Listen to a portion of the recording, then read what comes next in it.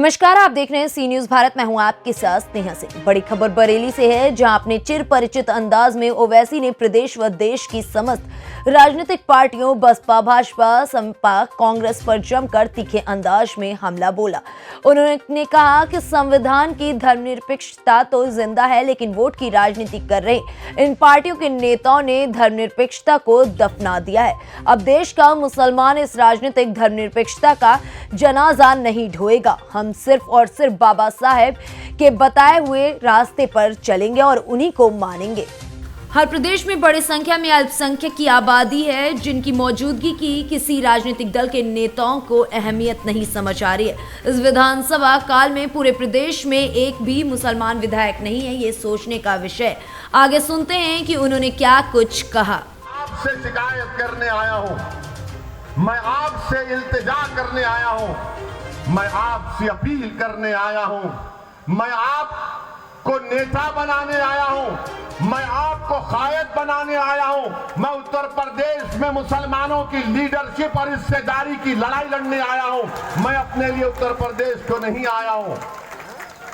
मैं उत्तर प्रदेश को अपनी जात के लिए या अपनी अना की तस्कीन के लिए या अपनी मकबूलियत में इजाफा करने के लिए या अपनी तकारीर के जरिए आपको जज्बात में लाकर नारे तकबीर अल्लाह अकबर के नारे लगाने के लिए नहीं आया हूं। मैं आपको एक पैगाम देने आया हूं, एक शऊर बेदार करने के लिए आया हूं, एक हकीकत को बयान करने आया हूं कि अब आपको उठना है, अब आपको उठना है मेरे अजीज दोस्तों और बुजुर्गों।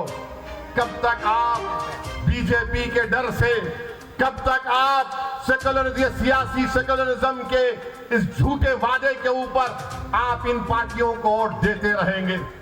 आज आपको उत्तर प्रदेश में अपनी हिस्सेदारी की लड़ाई लड़ना है, आपको अपने हिस्से को हासिल करना है। अगर आप ऐसे ही इनके इस्तेसाल का शिकार हो जाएंगे, जिसको अंग्रेजी में कहते हैं पॉलिटिकल एक्सप्लॉयटेशन किया जाता है, तो बताइए क्या हासिल होगा फिर? 60 साल से अगर यहां पर मेरे इस जलसे में अगर कोई 70 साल के हमारे बुजुर्ग बैठे हैं, मैं आपसे अपील कर रहा हूं, अगर आप नहीं बैठे हैं तो जहां तक मेरी आवाज पहुंच रही, मैं आपके दिल से मुखातिब होकर कह रहा हूं, अपने दिल पर हाथ रखकर कहो कि मैंने जितने बातें कही वो सच है या झूठ है।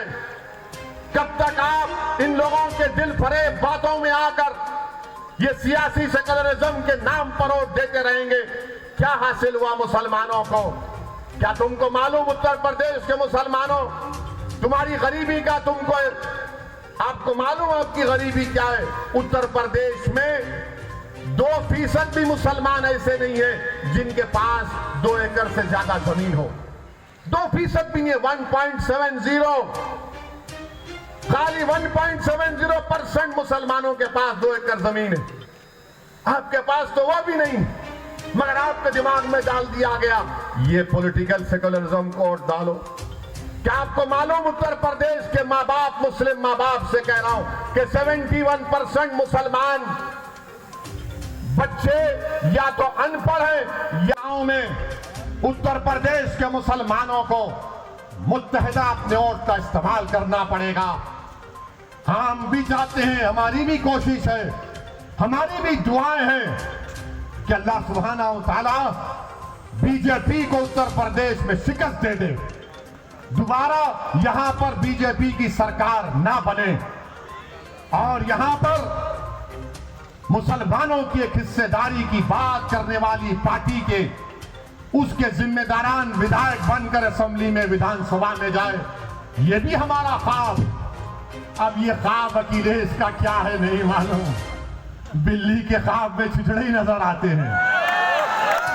ये कहावत है, कहावत है, उनके ऊपर नहीं बोल रहे हैं। मगर अब आपको अपने ख्वाबों को अगर पूरा करना है तो अखिलेश को उठाना है। उठो, अब हम उठ चुके हैं, अब तुम हमको धोखा नहीं दे सकते। अब हिला के रख दो बीजेपी और योगी को जमहूरी तरीके से कि हम बेदार हो चुके हैं, ये हमारे ख्वाब, हम उसको पूरा करेंगे इंशाअल्लाह ताला।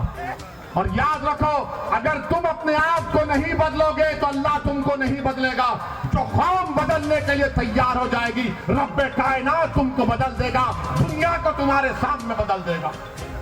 मेरे अजीज दोस्तों और बुजुर्गों, यही चंद अहम गुजारिशात मुझे आप तक कहना था। मजलिस का साथ दीजिए, ये आपकी पार्टी है, मेरी जिंदगी का कोई भरोसा नहीं। कोई कहता है गर्दन उठा देंगे, भाई जो करना है करो, जो करना है करो, मगर मेरा भी एक ख्वाब है, शायद आपका भी ख्वाब होगा कि इस दुनिया से जाने से पहले अल्लाह हमको ख्वाब में रसूल अल्लाह सल्लल्लाहु अलैहि वसल्लम का दीदार करा दे। मेरा भी ख्वाब है कि जब रूह निकली जाएगी तो मेरी जबान पर अशहदु अल्ला इलाहा इल्लल्लाह व अशहदु अन्ना मुहम्मदुर रसूलुल्लाह रहे। तो मेरे साथ लगाइए नारा, नारे तकबीर, नारे तकबीर, नारे तकबीर। अस्सलाम वालेकुम व रहमतुल्लाहि व बरकातहू व आखिरु दावाना अल्हम्दुलिल्लाहि रब्बिल आलमीन। बरेली से सी न्यूज संवाददाता विनय चौहान की रिपोर्ट। फिलहाल इस खबर में बस इतना ही। देश विदेश की ऐसी तमाम खबरों को देखने के लिए बने रहें सी न्यूज भारत के साथ।